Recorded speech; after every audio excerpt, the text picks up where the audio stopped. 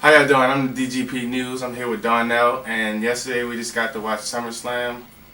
In my opinion, man, it was a show. I think it was one of the best pay-per-views they had this year. In my opinion, I think it was better than WrestleMania. I agree. Yeah, Definitely better than WrestleMania. Solid card. Legit. The lower card matches I thought were pretty okay and pretty good. Some pretty good matches, and everything was from top to bottom was pretty entertaining all the way through the show. I really enjoyed SummerSlam, and I hope WWE continues this trend. And But I don't want anybody to get any misconception. It wasn't a perfect pay-per-view by any means. It wouldn't get a 10 out of 10 or a 5 out of 5 on anybody's list probably. But it was the best pay-per-view of 2013. So yeah, probably will be for the rest of this year. definitely. We had the kickoff show. We had RVD. We kind of talked about some of the results yesterday, right after the pay-per-view. But today we're going to go a little bit more in depth on some of the matches that they had on the pay-per-view card.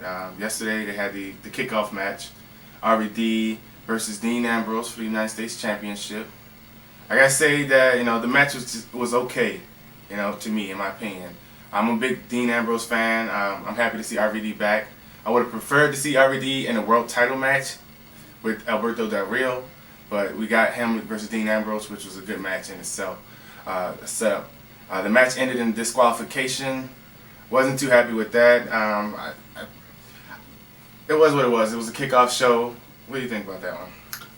Yeah, I missed the majority of the actual in-ring part of the match because of the WWE app was kind of acting up for me. But I'm okay with that because I wanted Dean Ambrose to retain anyway because RVD didn't need a title on his waist to. He didn't need that belt, so it was kind of just like unnecessary. They can keep the feud going for a little while if they want to, but I was happy with it. I was fine with it. From what I've heard, it was a good match, and I'm gonna have to go back and watch it again and make sure. But yeah. Yep, me too. I agree, man.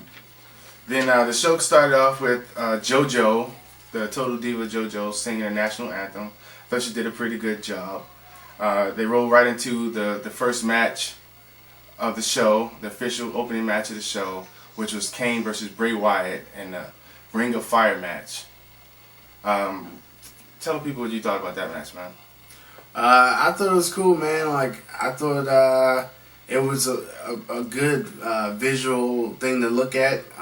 The flames going up, doing the moves, the big bumps and the big moves, and the redness of the ring, like the setting for in the match. These close-ups on Bray Wyatt looking crazy as shit, and he's like covered in red and flames, and and I even liked the finish. I like the way it all went down because I know what the purpose was. I think it's basically the match served its purpose, and I think it was to continue on with this storyline with Kane and the Wyatt family. So I was happy with that match as well. Yeah, me too. I was happy with the match as well. It was a great way to start SummerSlam off. A nice spectacle type match. The fire, going up was very, very nice to see. The audience popped for it every time the fires went up.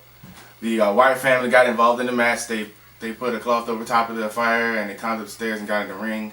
They beat down Kane and Bray Wyatt came out with the deuce, which in my opinion is a good one. Great debut match for a great Bray Wyatt on SummerSlam opening match. So next we had Damien Sandow versus Cody Rhodes. Damien Sandow is the SmackDown Money in the Bank holder. It was a pretty solid match. I thought they both went out there and gave a good match for what it was for a mid-card match. Cody Rhodes came over with the win, clean win.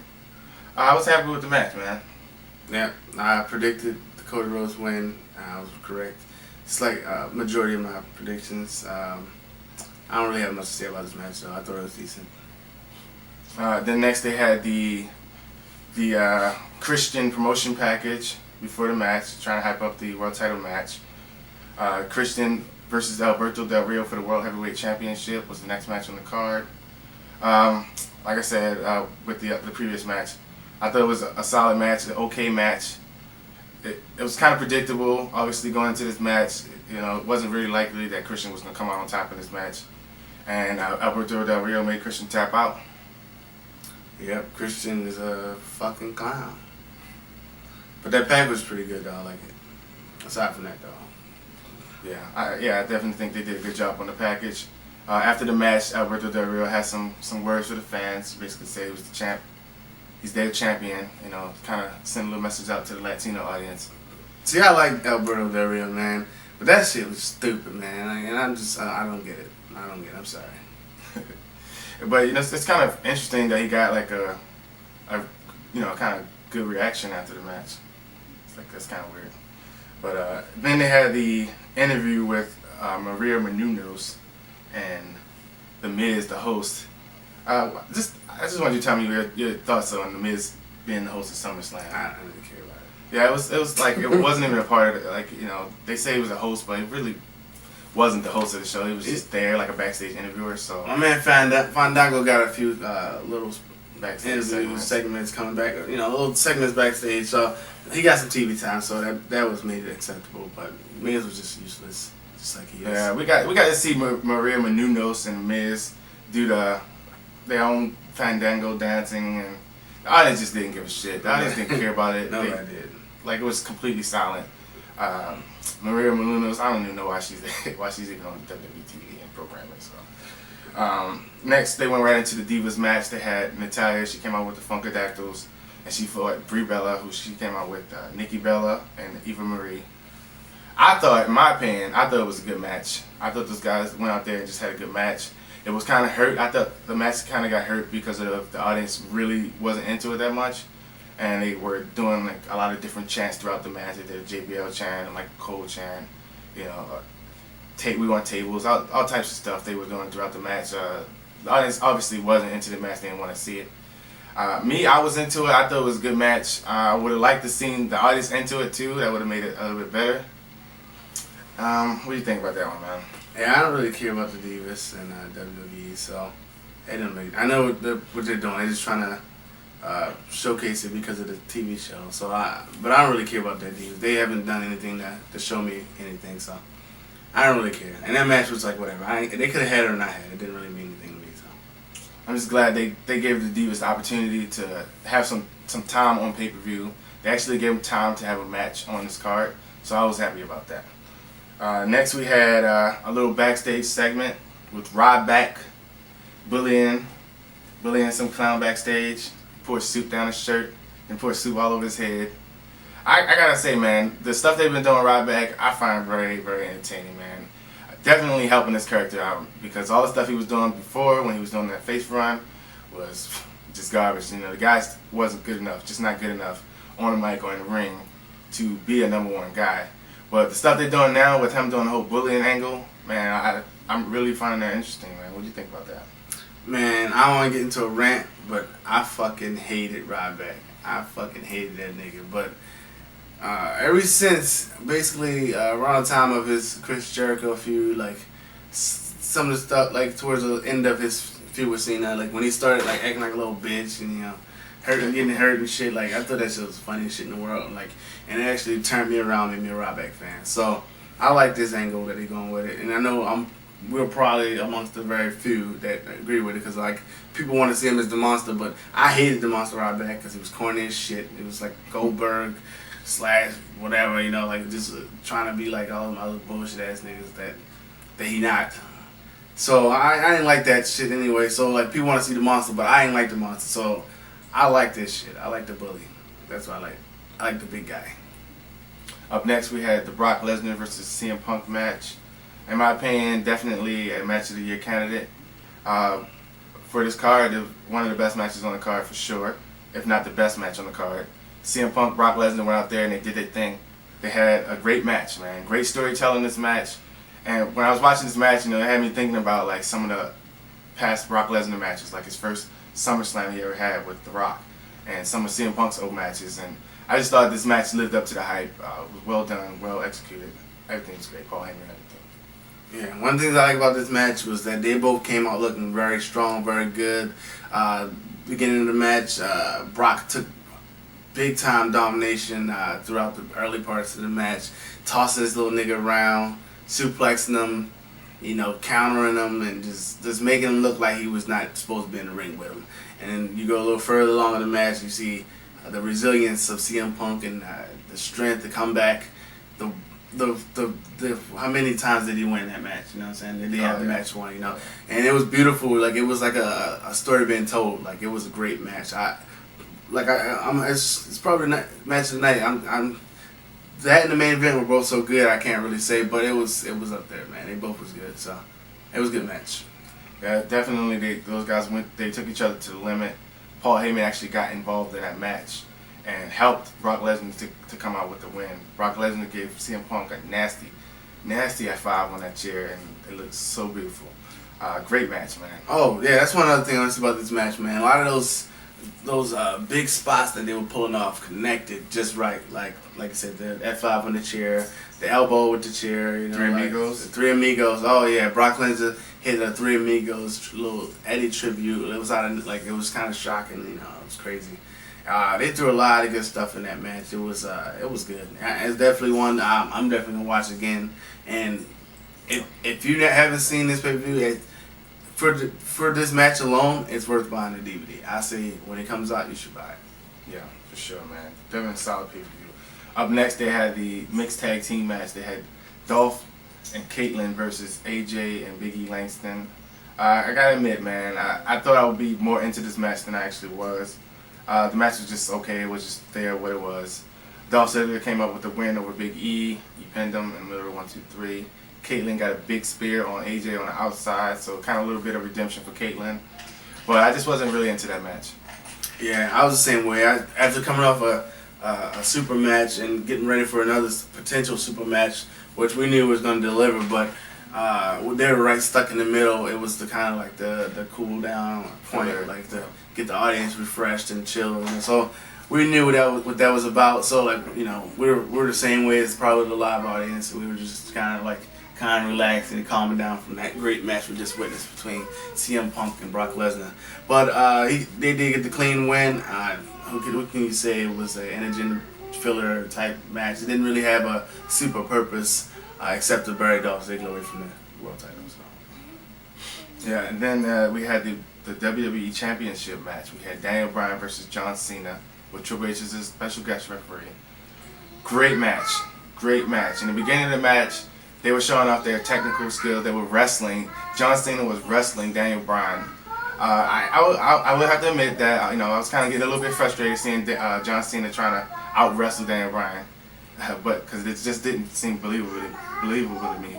But I thought that was a great way to start that match, and the match all in all was just a great match. You gotta mention the throwback part when the Velocity match part. Their first match. Yeah, John Cena and Daniel Bryan. They kind of paid a little homage to their first match they ever had. 10 years ago when they were on Velocity, and they did the little bridge segment where Daniel Bryan popped the bridge and John Cena tried to take him down. I thought that was a pretty cool moment in that match. It was a lot of cool moments, man. The audience was really into the match.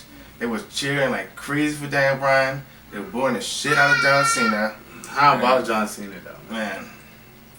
Props. John Cena stepped up, man. Props. And he delivered, and we've seen John Cena do this before. I'm not a John Cena fan by no means, but we've seen John Cena step up to the plate. We've seen him do it with that match with CM Punk, earlier this year. John Cena definitely did step up to the plate, and he put Daniel Bryan over. In my opinion, he put Daniel Bryan over. Daniel Bryan came up with a clean victory. The big knee to the face, 1, 2, 3 in the middle of the ring. Daniel Bryan came out on top, man. What do you think about the match itself and Daniel Bryan? I agree, winning? man. It definitely showed that Daniel Bryan was the top guy at this point.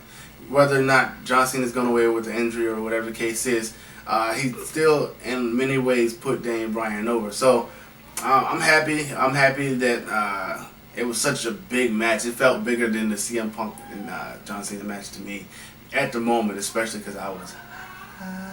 No, but it was good. It was a great match, man. I was surprised by John Cena stepping up to the plate, doing so many wrestling holds and moves and countering, and just being like on par with Daniel Bryan in the ring tonight. Like I respected what he was doing in there tonight. And I know a lot of John Cena haters out there, and they're not gonna like What they're gonna try to downplay some of the stuff, the little bit of the botches that happened in the match or whatever the case is. But when you look at the match as a whole, when you look back at this match, this is history. This is a great moment. Like, this pay-per-view made history. So I'm proud of the performance that those two men put on.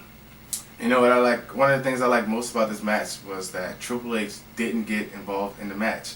He was a special guest referee, and I know me and a lot of people out there probably was expecting Triple H to be involved in this match, and he did not get involved in the match whatsoever. He just called it down the middle, 1, 2, 3, and that to me was great. John Cena put over Daniel Bryan clean.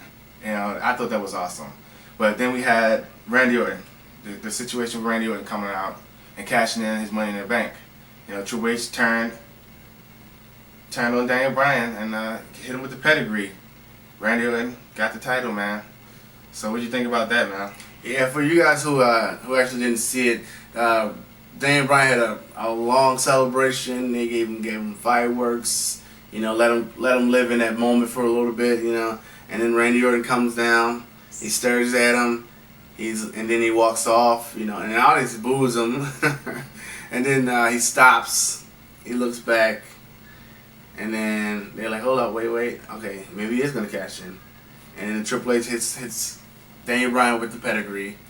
And then Randy Orton moses his way into the ring without an RKO or anything. He just goes straight for the cover, showing that there is a solidarity between him and Triple H, and there's an alliance there. So he goes on and pins Daniel Bryan, gets the 3. He's the new WWE champion. And, that was a moment everybody saw coming in a way. But I don't think anybody really saw Triple H heel turn, unless you're like all in the internet and you're a fucking geek. But most people probably didn't see Triple H turning, but they did see Randy Orton heel turn, cash in, if Daniel Bryan won. So, yeah, I think, even though, in my opinion, it was predictable that Randy Orton would cash in if Daniel Bryan won the title, it was so well done that it didn't matter. I think Daniel Bryan came out looking strong, looking good in this match, and he's going to be as over as he ever been. Randy Orton came out looking like a heel, like he should be, and Triple H as well. John Cena, this guy put over somebody else. All together, this match was a great match. Yeah, and I just want to mention something too, man, because I know the John Cena hate is gonna mention this anyway, so I'm gonna just put it out there about the moments where they mentioned about John Cena's elbow and how John Cena was hurt, and they might try to bring this back as a reason for him taking a clean loss to Daniel Bryan. So, hey, the way you can look at it every way you want to, that's the John Cena way. You can accept it. The fact is, a knee to the face is not the same as a knee to the arm. So at the end of the day, I guess you can either just be happy about the moment and just live in it right now, or you can just be a Cena hater and be mad for something. And I think you should just enjoy the fuck out of this great match. Yeah.